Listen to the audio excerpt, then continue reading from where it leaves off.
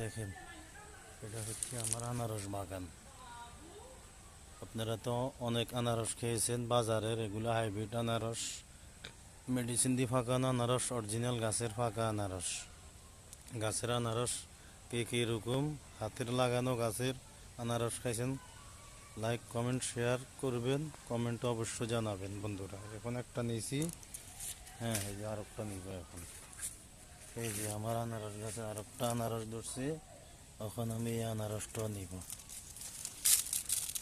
দেখেন বন্ধুরা, এই যে সিটা ফেলাইছি, এই যে দুইটা আনারস নিয়েছি।